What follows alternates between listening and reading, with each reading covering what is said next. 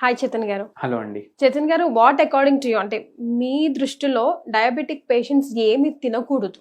Sugar వ్యాధితోటి ఎంతమంది బాధపడుతున్నారు మన దేశంలో మనం అందరం వింటుంటాం. అంటే ఒక 10 మందిని నిల్చోబెట్టినారు అనుకోండి మీరు, దాంట్లో ఒక 6గురికి షుగర్ వ్యాధి ఉంటుంది. ఎవరైతే 30 ఏండ్ల దాటి ఉంటారు కదా, అటువంటి 10 మందిని మీరు నిల్చోబెడితే 6 మందికి ఉంటుంది షుగర్ వ్యాధి.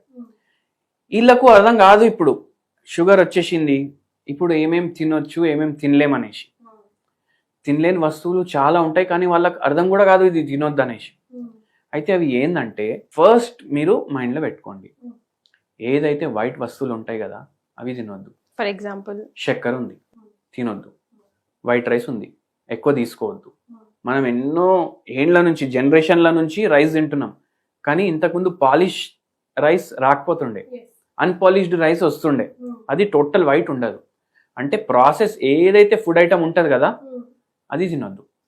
మళ్ళీ థర్డ్ ఏంటంటే, బయట ఫుడ్ తినొద్దు, ఇంటికాడనే ఎక్కువ మీరు తినాలి. ఇప్పుడు సింపుల్గా చెప్పాలంటే, ఇప్పుడు సగం జనాభా మన రాష్ట్రంలో కానీ మన దేశంలో కానీ పనిచేస్తుంది కదా, డైలీ ఆఫీస్కి పోతారు కదా, చాలామంది ఆఫీస్లోనే లంచ్ ప్రొవైడ్ చేస్తారు. ఆ లంచ్ తిన్న తర్వాత కూడా 4 గంటకి 5 గంటకి ఏమవుతుంది, వీళ్ళకి ఆకలేస్తుంది, మళ్ళీ చాయ్ తాగాలనిపిస్తుంది. చాయ్ తాగడానికి పోయినప్పుడు ఏదో స్నాక్ తీసుకుంటారు దాంతో. ఈ స్నాక్లో ఇప్పుడు నేను వైట్ తినొద్దని చెప్పిన, అరే వైట్ లేదు కదా తినేసేయచ్చు అని అనుకుంటారు. అప్పుడు ఏం తింటారు, మిర్చి బజ్జీలు తింటారు, పునుగులు తింటారు, సమోసాలు తింటారు, పకోడీలు తింటారు. ఇవన్నీ వైట్ లేవు కదా, కానీ మైదా పిండితో తయారైనాయి కదా. అంటే శనగపిండి కదా సార్ ఇవి, మైదా పిండి, బజ్జీలు ఇవన్నీ కాదు. బజ్జీలు శనగపిండి, బిస్కెట్స్, దెన్ అగైన్ బిస్కెట్లు కూడా మైదా పిండి.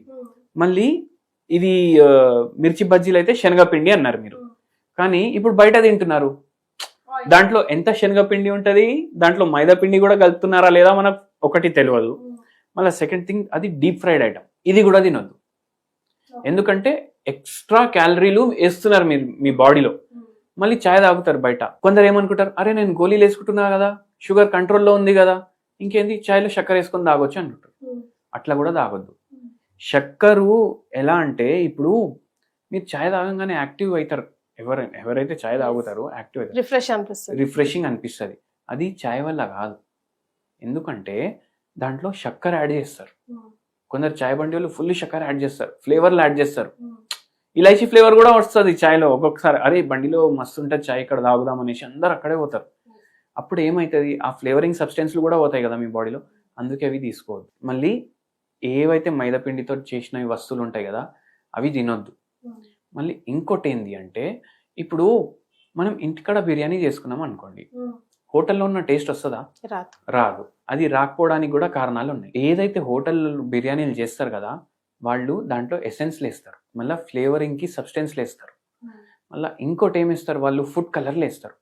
ఇప్పుడు మనిషికి ఫస్ట్ మనం ఫుడ్ చూస్తాం కదా, చూడడానికి బాగుంటే తింటాం, స్మెల్ బాగా వస్తే తింటాం, దాని టేస్ట్ ఎట్లుందో మనం మర్చిపోతాం ఎన్నోసార్లు. అది వేడిగా ఉంది, స్మెల్ బాగా వస్తుంది అంటే తినేస్తాం, కానీ మనం ఇంట్లో ఫుడ్ కలర్లో యాడ్ చేయం. ఇప్పుడు హోటల్లో బిర్యానీ తింటే ఆరెంజ్ కలర్ రైస్ కూడా ఉంటుంది దాంట్లో, కానీ ఇంట్లో ఉంటుంది ఆ ఆరెంజ్ కలర్ రైస్? ఉండదు. దాని అర్థం ఏంది, దాంట్లో ఫుడ్ కలర్లో యాడ్ చేసిండు, దాంట్లో ఎసెన్స్లో యాడ్ చేసిండు. దాని టేస్ట్ ఎందుకు వేరేగా వస్తుంది, ఎందుకంటే స్మెల్ కూడా వేరే ఉంది దాంట్లో, అంత స్మెల్ రాదు ఇంట్లో. ఇది కారణాలు ఇంట్లో అంత స్మెల్ రాకపోవడానికి. అయితే ఈ వస్తువులు కూడా అవాయిడ్ చేయాలి. మళ్ళీ ఇంకోటి ఏం అవాయిడ్ చేయాలంటే, మీరు ఇప్పుడు ఇడ్లీలు చేసుకుంటారు, దోశలు చేసుకుంటారు. ఇడ్లీ కూడా వైటే కదా? అవును, దాన్ని కూడా అవాయిడ్ చేయాలా? అది కూడా అవాయిడ్ చేయాలి. ఎట్లా అవాయిడ్ చేయాలి, మీరు ఇడ్లీలు చేసుకుంటున్నారంటే మీరు దాంట్లో పాలిష్డ్ రైస్ వాడొద్దు, అన్పాలిష్డ్ రైస్ వాడాలి. అన్పాలిష్డ్ రైస్ వాడితే దాంట్లో ఫైబర్ కంటెంట్ పెరిగిపోతుంది. ఓకే, అన్పాలిష్డ్ రైస్ వాడుతున్నాం, ఇంకేం వాడొచ్చు? ఇప్పుడు రైస్ అవాయిడ్ చేయాలనుకుంటారు చాలా మంది. ఎన్ని రోజులు అవాయిడ్ చేస్తారు? మా అంటే 20 రోజులు అవాయిడ్ చేస్తారు. మళ్ళీ 20 రోజుల్లో తినలేని రైస్ నెక్స్ట్ 3 డేస్లో తినేస్తారు వాళ్ళు, ఎందుకంటే రైస్ మన స్టేపుల్ ఫుడ్ అది. అందుకే మధ్యాహ్నం మీరు రైస్ తీసుకోండి, ఓకే, సగం క్వాంటిటీ. మీకు ఎంత తినాలనిపిస్తే సగం క్వాంటిటీ, దాంట్లో మనం వెయిట్ లాస్ వీడియోలో కూడా మాట్లాడుకున్నాం, అట్లా సగం క్వాంటిటీ తీసుకోవాలి. మార్నింగ్ మీరు ఏదైతే రైస్ వాడతారో ఇడ్లీలకు కానీ దోశలకు కానీ మీరు అది అన్పాలిష్డ్ రైస్ వాడండి. లేదంటే రాగుల ఇడ్లీలు చేసుకోండి, జొన్నలతో కూడా ఇడ్లీలు తయారవుతాయి, అవి చేసుకోండి.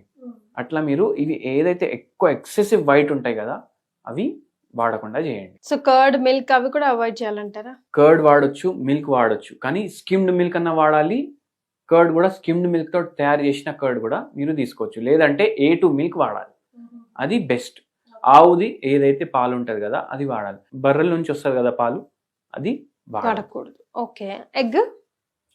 ఎగ్ వైట్స్ మనం ప్రోటీన్ అవును, ప్రోటీన్ అనుకొని తింటాం.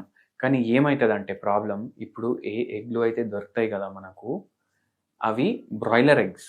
అంటే ఏం దాని అర్థం, ఇప్పుడు నాటుకోడీలు ఉంటాయి కదా, 2 నాటుకోడీలు ఒక్క రోజుకి 3 గుడ్లు ఇస్తాయి. కానీ బ్రాయిలర్ ఎగ్లు ఏవైతే ఉంటాయి, ఇవి 2 కోడీలు ఉంటాయి కదా, అవి 5, 6 కూడా ఇస్తాయి, ఒక్కొక్కసారి 7, 8 కూడా ఇస్తాయి. ఎందుకంటే దానికి తయారు చేసింది దానికోసమే. అండ్ ఏం చేస్తారు, మళ్ళీ ఎక్కువ ప్రొడక్షన్ రావాలనేసి వీటికి యాంటీబయాటిక్లు ఇస్తారు, దాని తర్వాత హార్మోనల్ ఇంజెక్షన్లు ఇస్తారు. అప్పుడు ఏమవుతుంది, ఏదైతే గుడ్డు బయటికి వస్తుంది ఇవన్నీ దాంట్లో కూడా పోతాయి, అవే గుడ్లు మనం తింటాం. అందుకే దానివల్ల కూడా వెయిట్ పెరుగుతుంది. నాటుకోడి గుడ్డు బ్రౌన్ ఉంటుంది కలర్లో, వైట్ ఉండదు, చిన్నగా బ్రౌన్ బ్రౌన్ ఉంటుంది. కానీ ఈ గుడ్డు వైట్ ఉంటుంది. సో ఇది కూడా అవాయిడ్ చేయండి. So big nos for diabetic patient కి సార్ చాలా క్లియర్ గా ఎక్స్ప్లెయిన్ చేశారు. ఈ రోజు నుంచి ఇది ట్రై చేయండి, మీకు ఎలా వర్కౌట్ అనిపిస్తుందో కామెంట్ చేసి చెప్పండి. Thank you so much for joining sir.